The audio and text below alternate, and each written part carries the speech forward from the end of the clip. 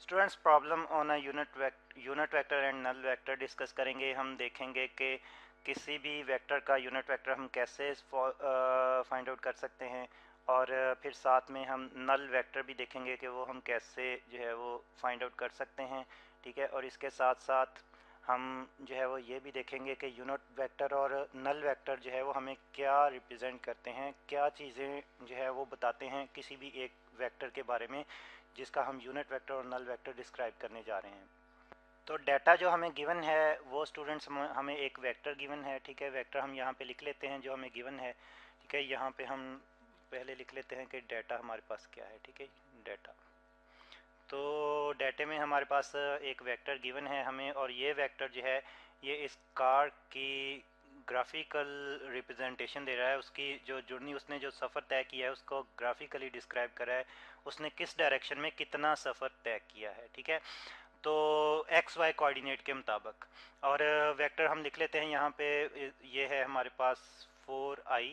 ठीक है, आई हम जानते हैं कि यूनिट वेक्टर है, एक्स की डायरेक्शन में होता है, प्लस 3j है। ठीक है, और जे भी यूनिट वेक्टर है, वाई डायरेक्शन में हमें रिप्रेजेंट करता है।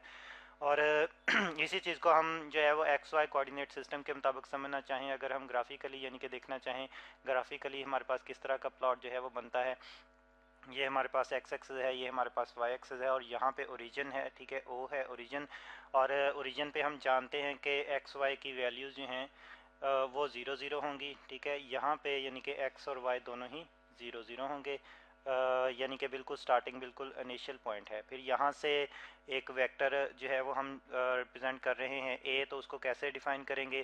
तो जो उसकी वैल्यूज़ दी गई हैं यानी कि 4i। अब 4i का क्या मतलब है कि x के अलोंग वो एक पॉइंट 4 पे आता है ग्राफिकली। ठीक है, वो 4 पॉइंट जो है हम यहाँ पे अगर रिप्रेजेंट करें रफली। ठीक है, और तो इसका मतलब ये है कि एक्स की डायरेक्शन में है, और फिर इसी तरह से अगर हम वाई की डायरेक्शन में जो 3 जे गिवन है, उसका मतलब है कि वाई के अलोंग जो है वो 3 की पोजीशन पे है, पॉइंट 3 के अलोंग है। ठीक है, तो वो हम यहाँ पे रिप्रेजेंट कर देते हैं। अब इन्हीं पॉइंट्स को अगर हम ज्वाइन करें यहाँ पे, तो ये तकरीबन जो है वो इस तरह से ये एक जो है वो कॉमन पॉइंट आएगा इन दोनों का इंटरसेक्शन। तो ये वाला पॉइंट जो है एक्चुअली हमें 4i प्लस 3j देगा। ठीक है, 4i प्लस 3j। और अगर वेक्टर को हम रिप्रेजेंट करें यहाँ पे, तो वेक्टर को हम जो है वो रीजन से जो यानी कि जहाँ से कार ने स्टार्ट किया है वो उसका रीजन है, यहाँ से हम उसका जो है वो वेक्टर ड्रॉ करते हैं। तो ये वेक्टर एक्चुअली उसकी डायरेक्शन ऑफ मोशन को भी रिप्रेजेंट कर रहा है कि किस डायरेक्शन में वो मूव हुई है। कोऑर्डिनेट एक्सेस के मुताबिक हम रिप्रेजेंट कर रहे हैं डायरेक्शन, और इसके साथ साथ वो कितना कार जो है वो मूव हुई है, कितना जो है वो उसकी मूवमेंट है इस कोऑर्डिनेट सिस्टम में, वो इस वेक्टर की लेंथ से हमें जो है पता चल रहा है। और अलग अलग यानी कि दोनों एक्सिस के मुताबिक अलग अलग हम वैल्यूज़ भी देख रहे हैं कि एक्स एक्सिस के लॉन्ग वो कितना आगे गई है और वाई एक्सिस के लॉन्ग वो कितना आगे गई है। ठीक है, वो 4i प्लस 3j से हमें नज़र आ रहा है। अब हम जो है वो सबसे पहले तो फर्स्ट जो हमारे पास प्रॉब्लम है कि what is the unit vector in the direction of vector A. Unit vector हमने इसी वेक्टर का फाइंड आउट करना है, वेक्टर ए का। इसको फर्स्ट को हम सॉल्व कर लेते हैं। ठीक है, अब यूनिट वेक्टर हम कैसे जो है वो रिप्रेजेंट करते हैं या कैसे कैलकुलेट करते हैं। तो स्टूडेंट्स, यूनिट वेक्टर कैलकुलेट करने के लिए हमारे पास मेथड होता है। ये हम यूनिट वेक्टर को रिप्रेजेंट करें ए के ऊपर अगर हम एक कैप डाल दें, हेड कैप, तो ये ए के यूनिट वेक्टर को डिस्क्राइब करेगी। कैसे हम फाइंड आउट करते हैं, हम वेक्टर को उसकी मैग्नीट्यूड से डिवाइड करते हैं। ठीक है, तो हमें यूनिट वेक्टर मिल जाता है। ये हमारे पास ऊपर हमने वेक्टर लिखा और नीचे हमने ये जो वेक्टर और उसके बाद मॉड का साइन डाला है, ये वेक्टर की मैग्नीट्यूड को डिफाइन करेगा। अब सबसे पहले वेक्टर तो हमारे पास है, वेक्टर की मैग्नीट्यूड हमने सबसे पहले फाइंड आउट करनी है ताकि हम उसका यूनिट वेक्टर मालूम कर सकें। तो मैग्नीट्यूड हम फाइंड आउट करते हैं वेक्टर की, और मैग्नीट्यूड हम कैसे फाइंड आउट करते हैं, हम मैग्नीट्यूड फाइंड आउट करने के लिए हम जो है वो डिस्टेंस फार्मूला यूज़ करते हैं नॉर्मली। और ये क्या है जी, जो हमारे पास पॉइंट्स गिवन होते हैं एक्स और वाई एक्सिस के लॉन्ग, उनका हम स्केयर लेते हैं, दोनों को उन स्केयर्स को एडअप करते हैं, एडअप करके उनका स्केयर रूट ले लेते हैं। ठीक है, और स्केयर रूट लेने के बाद हमारे पास जो वैल्यू आती है वो वेक्टर की मैग्नीट्यूड कहलाती है। ठीक है, अब इसको सॉल्व करें ज़रा, तो आप देखते हैं कि 4 का स्केयर जो है वो 16 आ जाएगा। ठीक है जी। और 3 का स्क्वायर 9 आ जाएगा, एडअप करेंगे तो 25 का स्क्वायर रूट आ जाएगा, और 25 का स्क्वायर रूट जब हम सॉल्व करेंगे तो हमारे पास 5 आंसर आ जाएगा। इसका मतलब ये है कि इस वेक्टर ए की जो मैग्नीट्यूड है वो 5 यूनिट है, ठीक है, 5 यूनिट है। यूनिट का मतलब ये है कि अगर हम डिस्प्लेसमेंट की बात करें तो यहाँ पे यूनिट मीटर के रिप्रेजेंट करेंगे, ठीक है। तो जस्ट लेकिन यहाँ पे हमने जो है वो अभी ये डिस्क्राइब नहीं करना कि ये जो है वो डिस्प्लेसमेंट है या कोई और क्वांटिटी है, वेलोसिटी भी हो सकती है। बहरहाल कंटिन्यू करते हैं और हम जो है वो यूनिट वेक्टर फाइंड आउट करते हैं इसी वेक्टर का। और यूनिट वेक्टर फाइंड आउट करने के लिए फिर हमने ऊपर जो फार्मूला यूनिट वेक्टर का लिखा है उसको फॉलो करते हैं। और वो फार्मूला क्या है जी, वेक्टर यूनिट वेक्टर हमने फाइंड आउट करना है ए का, तो वेक्टर लिखेंगे। अब वेक्टर हमारे पास क्या है, वो है 4i + 3j, ठीक है।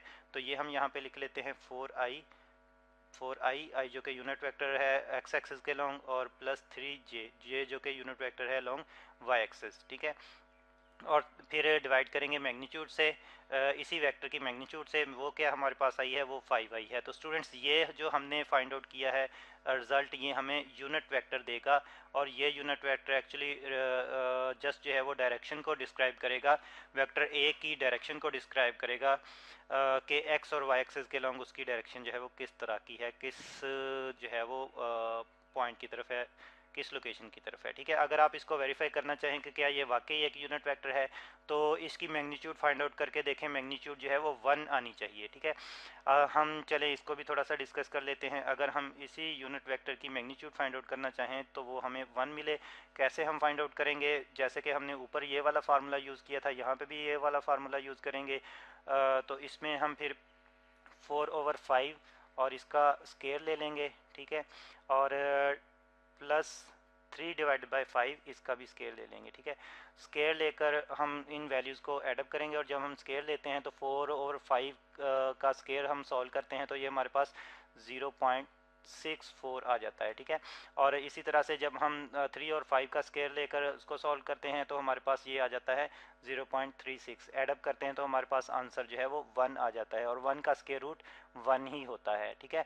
1 का स्केयर रूट 1 ही होता है। तो इस तरह से यूनिट वेक्टर की मैग्नीट्यूड क्या आ गई, 1 आ गई। तो इससे फिर हमें ये वेरीफाई हो गया कि जो एक्चुअली हमने यूनिट वेक्टर डिस्क्राइब किया है, यूनिट वेक्टर जो फाइंड आउट किया है वेक्टर के लिए, वो वाकई यूनिट वेक्टर है। जो हमने वेक्टर ए के लिए यूनिट वेक्टर निकाला है वो वाकई यूनिट वेक्टर है, क्योंकि इसकी मैग्नीट्यूड 1 आ रही है, ठीक है। अब हम नेक्स्ट चलते हैं अपने दूसरे प्रॉब्लम की तरफ। और दूसरा प्रॉब्लम हमारे पास क्या है जी, हमने नल वेक्टर फाइंड आउट करना है। एक्चुअली हमने टोटल डिस्प्लेसमेंट फाइंड आउट करना है, टोटल डिस्प्लेसमेंट जो कि नल वेक्टर को रिप्रेजेंट करेगा। कैसे, ये भी हम देखते हैं। टोटल डिस्प्लेसमेंट, ठीक है। और कैसे हम टोटल डिस्प्लेसमेंट फाइंड आउट करेंगे। डिस्प्लेसमेंट स्टूडेंट एक वेक्टर क्वांटिटी है। अच्छा, इसमें यह बात की गई है कि जहाँ से उसने स्टार्ट किया था वापस अगर वहीं पे आए, तो आप ज़रा गौर करें कि जहाँ से कार ने स्टार्ट किया था, अगर वो वापस अपने उसी पॉइंट पे आ जाती है तो उसने पहले एक डायरेक्शन में डिस्प्लेसमेंट कवर किया। वो अगर वो डिस्प्लेसमेंट हम जो है वो वेक्टर ए से रिप्रेजेंट कर देते हैं, ठीक है। डी जो कि वेक्टर क्वांटिटी है, इसको हम वेक्टर ए से रिप्रेजेंट कर देते हैं, तो वापस आते हुए इसका यही डिस्प्लेसमेंट जो है वो अपोजिट डायरेक्शन में होगा, यानी कि अब डी जो है वो नेगेटिव ए के बराबर होगा, ठीक है। इसको हम D1 कह लेते हैं ताकि डिस्टिंग्विशन रहे, तो हमें अलग अलग से पता चले कि जो D1 है ये फॉरवर्ड डायरेक्शन में डिस्प्लेसमेंट है, और D2 जो है वो ये वापस आते हुए उसका डिस्प्लेसमेंट है, तो ये नेगेटिव ही आएगा, ठीक है। और फिर हम इन दोनों टोटल डिस्प्लेसमेंट फाइंड आउट करने के लिए दोनों वेक्टर्स को एडअप करेंगे, यानी कि D हमारे पास टोटल डिस्प्लेसमेंट आ जाएगा जो कि D1 + D2 के बराबर होगा, D1 + D2। और D1 हमारे पास क्या है जी, ये हमारे पास वेक्टर A है, और D2 हमारे पास क्या है, ये नेगेटिव ऑफ A है, ठीक है। एडअप करें तो रिजल्ट हमारे पास क्या आता है, 0 आता है।